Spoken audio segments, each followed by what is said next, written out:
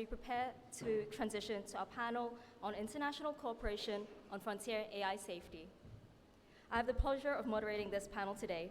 Robert, Professor ZENG, and Irene, please kindly join us back on stage for this discussion. For this panel, we are also joined by a new panelist. I'd like to invite Matt Sheehan to come up and join us on stage as I introduce him. Mr. Sheehan is a fellow at the Carnegie Endowment for International Peace, where his research covers China AI ecosystem and global tech trends.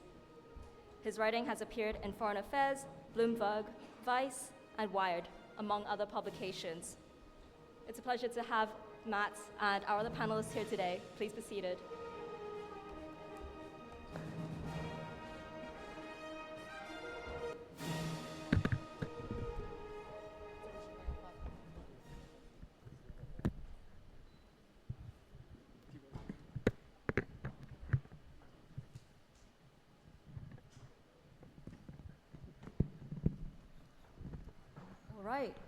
Welcome everyone to our final panel of the day. Matt, as it's the first time you've come up on stage today, let me just start off with you. So we've heard a lot from our speakers about the importance of international coordination on AI safety. But in your foreign policy article with Tino about AI is winning the AI race, you touched on the competitive aspects of AI development and noted that a common question in Washington is who's winning the US-China AI race? Given this context of geopolitical competition, which Tino and Dean Xue also very candidly addressed in their remarks and their fireside chat, could you explain why international cooperation on AI safety is crucial and how we might balance these dual imperatives of cooperation and competition? Great. Thanks very much. Thanks to Concordia for having me, for having all of us. Maybe I'll I'll come at it from this angle. I think there's contrasting views here today about are the US and China, when we get to really powerful AI systems, is there a possibility that the US and China are going to have an ability to cooperate at any level? Or is the geopolitical competition too deep? Are those competitive dynamics just too powerful? Both countries see AI as like the cornerstone of future national power. They might be right about that, they might be wrong. But when you see this as the key to national power in the future, and you see that other country as your competitor in every way, cooperation is going to be extremely difficult. I think the thing that gives me optimism, or the way that I see a way forward, is an idea that I like to think of as safety in parallel, as opposed to sort of safety by agreement. I think we're talking a lot about, one day the leaders are going to sit down at this very high level, they're going to have an agreement, and then we're going to impose that agreement on both of the ecosystems. I think that I'm not putting my hope on that necessarily. What I'm more hopeful about is that we can have a more bottom-up approach to building safe systems, where in China, there are going to be policy people, there are going to be technical people, there are going to be researchers that are pushing for AI safety within China for their own reasons. And they're going to be in communication with people in the US and people internationally about best practices. But we're going to be doing this kind of at the same time in our own context. We're not going to try to agree with each other at each step of the way. We're going to build up safe practices through dialogue, policy dialogue, technical exchanges, working together on evaluations. And maybe after several years of building up this kind of safety in parallel with each other, we create a system where that type of high-level agreement is possible, because both the countries are very close to doing this already. Both of the countries are very invested in AI safety for their own reasons, and then you set the stage for a potential agreement. But I think we have to lay the groundwork ahead of time. I think that groundwork is laid through track 2 dialogues, scientific exchanges, and stuff like that. Thank you, Matt. I just want to continue on this theme of competition and challenges a little bit and turn to Irene here, where Irene, in your presentation, you spoke about the crucial role of openness in science, AI development, and AI safety. Recently, we've seen companies like OpenAI restricting API access to certain countries, highlighting the tension between open collaboration and geopolitical concerns. How do you view the future of international AI model sharing and cooperation and openness in light of these geopolitical pressures? Whew, thanks for the softball, Kwan. The way that I'm thinking about where models are available is also echoing Matt's point of where can we find collaboration, not all aspects of safety are going to highly overlap between different regions, particularly the US and China. I'm really hopeful, again, it's echoing what Matt's been saying and some conversations that we've been having in parallel around the kind of research collaborations, the kinds of sharing that we can do. It's been great to be able to evaluate Chinese models like Kwan 2 in parallel to some more open models on the Hugging Face leaderboard. And to be able to do that, I hope that we can continue to be able to do that. This is where openness does come into play, into understanding not just the capability side, and there's more to say around how do we construct capability evaluations, and we talked about what does that mean for safety, but also to be able to maybe build evaluations together to look at what does performance look like in multiple different languages, how does that overlap with safety, and then also the commercial side. I'm speaking specifically from a research perspective, but I can't give insight into commercial decisions from other companies that will likely differ based off of jurisdictions and laws. Thank you, Irene. It wasn't an easy question, and you did a fantastic job of it. Let's now shift gears a little bit and consider international institutions for AI governance. Professor Zeng, as a member of the UN High-Level Advisory Body on AI, you have unique insights into the UN's role in the space. Could you share your perspective on the UN's position on shaping global AI governance, and specifically, how do you see how we balance the need for the broad legitimacy that the United Nations provides with the challenges it sometimes faces about the pace of its processes? And how can we ensure that international institutions are essentially both inclusive and agile enough to keep up with the rapid pace of AI development that many of our speakers have spoken about today? Thank you.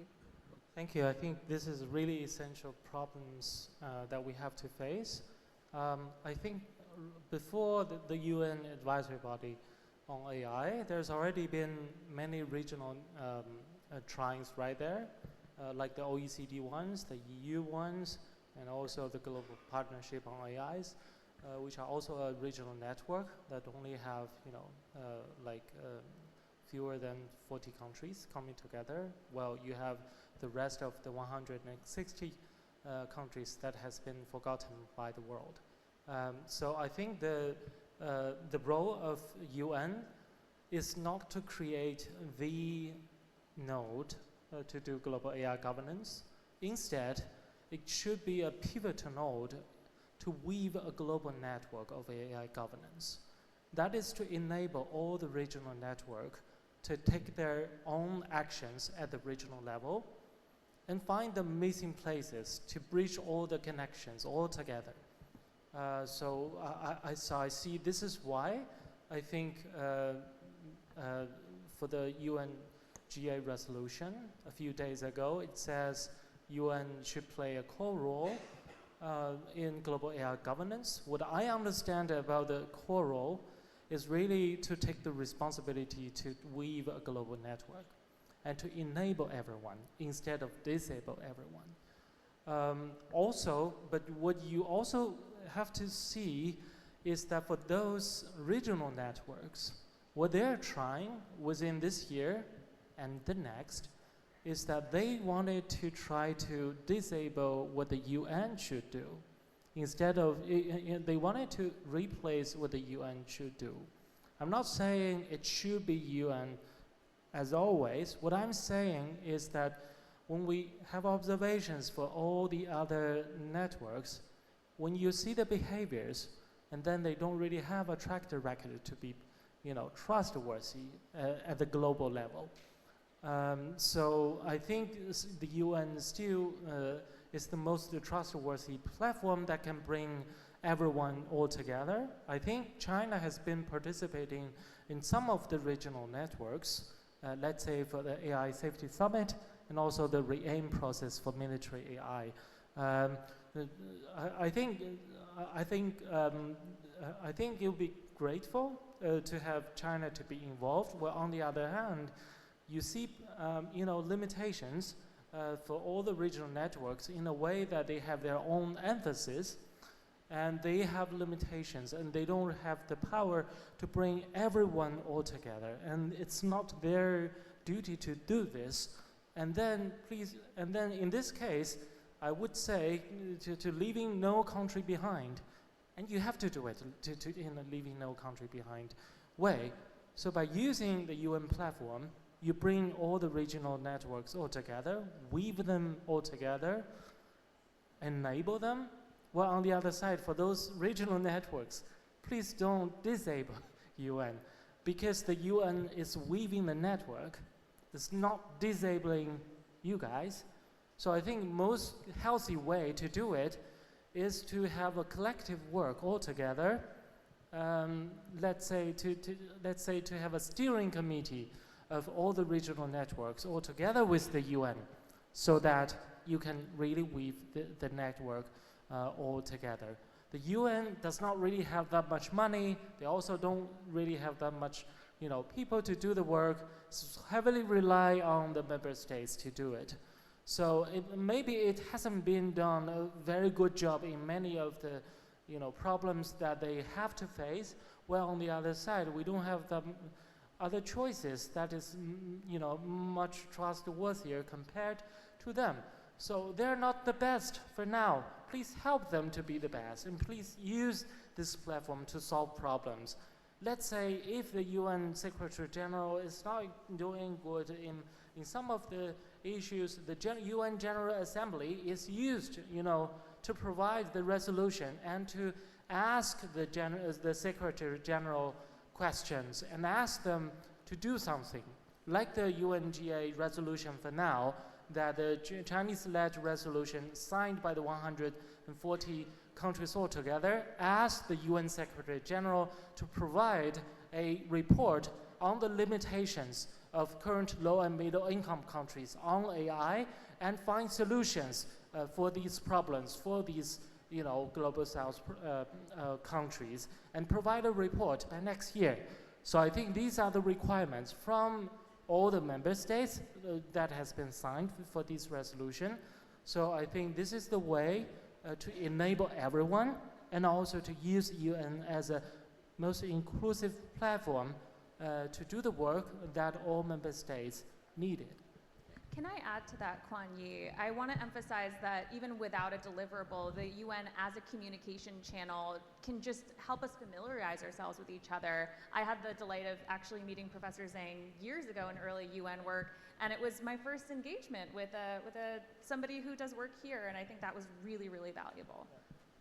For sure, thank you so much, both Professor Zhang and Irene.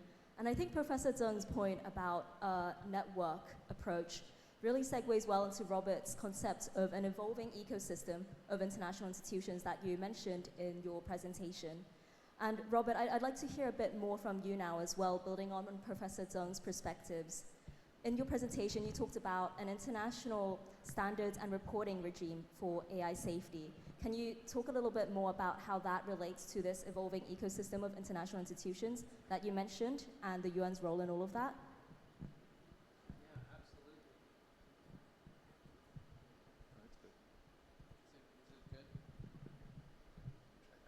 Is this better? Yes, that's better. Thank you for the question. I'm happy to talk about that, and I just want to say at first that I'm following somebody who has been thinking, I think, deeply about this on the high-level advisory board, and so I'm very aware of that. My view on the UN's role is that it has essential roles to play, and we need to find what those are in the context exactly as Kwan Yi described of an ecosystem. And so I think, there are things that the UN is already doing in part that are important, that it can continue to do. For instance, in development, I think in the talk I mentioned the ITU and UNESCO, and also other areas of the UN as well that are already doing things in the area of standard setting, that know, as a matter of fact, that they need to start building up more capacity for research to continue to do the sorts of standard setting that we need to do, and are doing roles in development, which is extremely important. I think we need, just to give one example of the sort of things that we need to do more of in development that I think the UN would be a really natural place to do. You might think about a sort of field of responsible digitization, probably the main barrier for many communities participating in advanced AI is actually having a digital world that having the data basically in their own cultural spaces. And there are ways that we can think about gaining that data. Many global majority spaces, for instance, have a high degree of cell phone penetration. So we could use that for digitization, but we need to do so in a way that wasn't invading privacy, was consistent with the norms of those communities.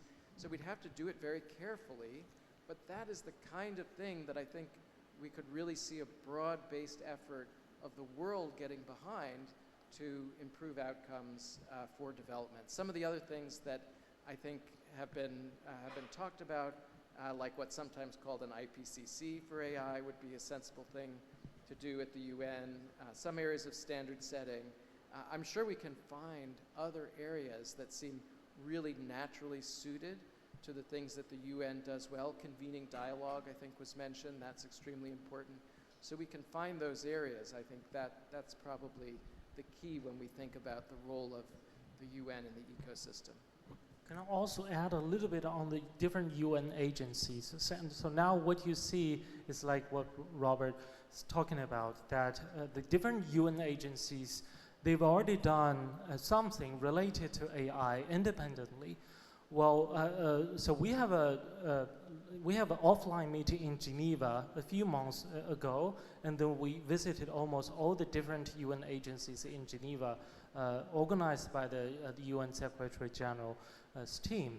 Well, then what we observe is that for these different UN agencies, mostly they of course see their woods, but in some cases they miss the they see the trees, but they miss the woods, the view, I mean.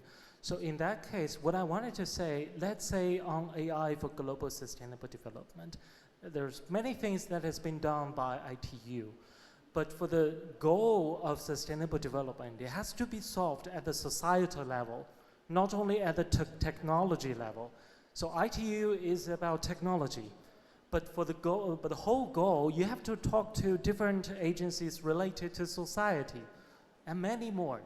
And so the UN agencies, they have to coordinate in a much better way compared to now, even themselves.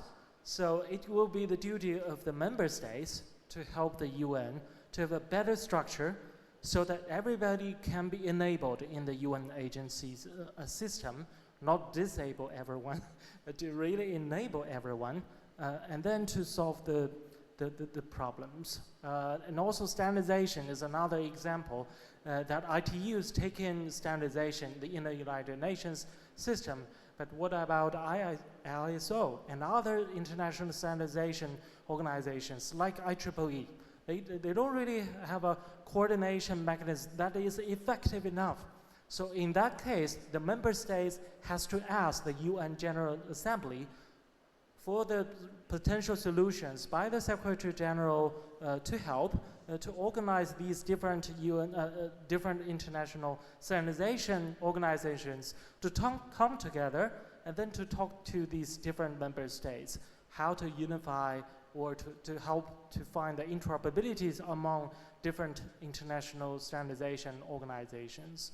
Not only, the standardization organization within the UN system. Thank you so much, Professor Trager and Professor Zeng. I'm aware that we're running short on time, so I would just like to start wrapping up our discussion by asking a final question. You have all articulated various visions of victory or success for international AI governance, and I would like to hear from each of our speakers, what is one thing you think that the international community should do in the next 6 to 12 months to achieve this vision? For example, at the UN Summit of the Future, the France AI Active Summit, or other venues. And we really want to concretize the discussion here, so I would really like just one recommendation. Perhaps, Duncan, as we haven't heard from you yet, perhaps we could start with you. All right, thank you. I think my one message would be to help prepare for the future.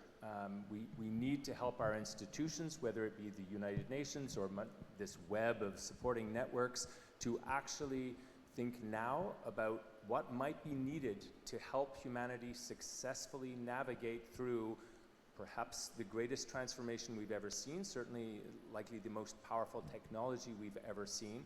We need to be thinking now and designing now and putting in place the kinds of institutions that may be needed. And we're having to help institutions essentially look forward in the context of tremendous uncertainty. And I think given that we're facing so much uncertainty, we need to be anticipatory. We need to build the kinds of mechanisms that might be needed under certain scenarios so that they're ready ahead of time. A lot is being talked about the importance of bringing together scientists to build shared understanding around the risks and the challenges associated with the technology, and that's crucially important. But I think just as important is bringing together the social scientists and the many different perspectives to really roll up our sleeves and bring that ingenuity around what are the kinds of governance institutions and mechanisms we would need to help humanity navigate through this period, so that we can look back in 500 years and say, despite it being inconvenient that we needed to collaborate on these issues, we did manage to, that these technologies forced us to figure out how to collaborate well, and we did that successfully. Thank you, Duncan. Perhaps, Irene, we could have you come up next, where maybe you'd also like to dig into the role a little bit more of research institutions and startups that you mentioned in your presentation. Absolutely, that's exactly what I was going to say. My semi-serious response is a pause so that we can all rest. I'm so tired. I know I'm not alone. And then the very serious one is echoing what Duncan was saying around the right expertises. One of the big reasons that I work at Hugging Face, it was one of the first times that I saw one of my heritage languages, Bangla, be researched in a data set, and to ensure that we're including different groups, different socio-technical researchers, and also addressing those systemic harms that maybe aren't obviously technical, but are really rooted in history and culture and in different regions of the world. Thank you, Irene. Matt, perhaps we could turn to you next on this question. Sure. One thing to see in the next 6 to 12 months, I think it would be the US and China conducting some form of joint evaluation exercises around particular large-scale risks. This is going to be extremely complicated to figure out how you can do this in a way that both sides feel safe doing. I think maybe at the government level it will be maybe even too difficult. Ideally, you could do it in AI Safety Institute to an AI Safety Institute. That might be too hard in this period of time. But if not, having it at the Track 2 level, having some of the best people working on technical evaluation in China and some of the best people working on technical evaluation, safety evaluation in the US, get together and talk about the methods that they're using, the problems they see with those methods, and what they want to do going forward. Thank you, Matt. Certainly, I think, as we've discussed in this forum as well, AI safety testing being an incredibly important area and potential area for international coordination. Perhaps, Robert, we could turn to you next on this question about next 6 to 12 months, what you'd like to see happen. Well, I think I talked about some specific things in the talk, so maybe I'll just use this opportunity to respond to one thing that was said earlier and to say something general, which is that, you know, I do think that in the context of geopolitical tension, we have a lot of examples of rivals getting together and doing things when they thought it was important enough to do. So even though I think that in many cases you wouldn't necessarily predict that it was going to happen, you still need to try to make it happen and to find the possibilities for when it can happen. And for instance, in this area of technology governance, particularly AI governance, you know, Democrats and Republicans in the United States are not known for getting along these days. Nevertheless, they have been remarkably in lockstep in congressional hearings, in particular, on governance of advanced AI. So that's one example. The Non-Proliferation Treaty was another time when two powers got together, because that was really initiated by the United States and the Soviet Union at a time when they did not have particularly good relations. Nevertheless, they got together and they managed to do it because they thought that it was in their mutual interest and they thought it was important. So it's not that you would bet on those sorts of things happening, but you have to look for the opportunities when they can happen. Thank you, Robert. We'd be honored to conclude this panel by remarks from Professor ZENG, perhaps, on the final question. So what's next about the next 12 months is, I'm gonna tell you first about what's really happened before for the last 8 months is already, that I don't know Rayming her before these 8 months. So I was invited to the Asian Technology Conference last year for Singapore, but it was not Rayming who invited me, so I blame Rayming for that. And then we come together. So he's from the government, so I'm from a research organization, so maybe I'm not allowed to talk to Rayming in normal cases. And then within these 8 months, we come together as a group.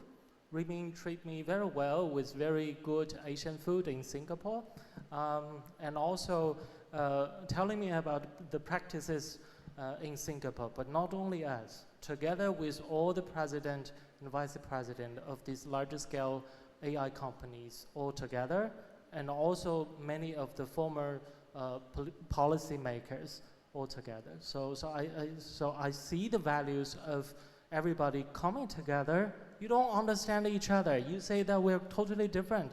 But then when you come together, you feel, oh, okay, not so much difference. And then you have the safety problems. You have the needs for development. Let's solve the problems, because compared to last year, the risks which has been showing has been 10 times compared to the year before last year.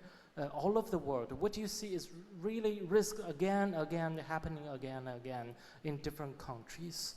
And then you see the limitations of the UN system.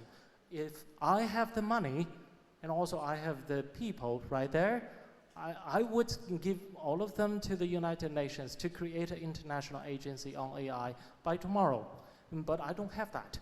So for the next of the 12 months, what has to be done is at least to create something like the European Trine, to have a European AI office, but now we should have a UN AI office, a minimum Trine, that bring all the UN agencies all together, coordinate them in such a nice way, and also talk to these regional networks such as OECD, Global Partnership on AI, IEEE, and ACM.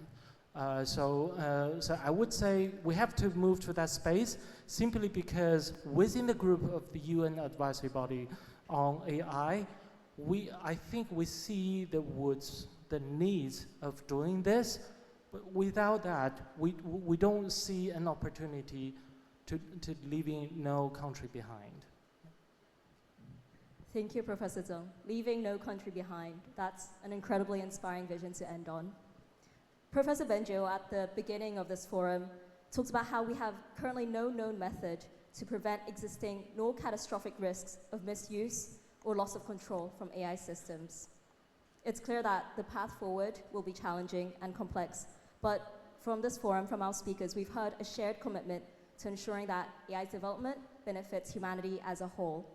Please join me in a round of applause for our panelists. Panelists, feel free to make your way off stage.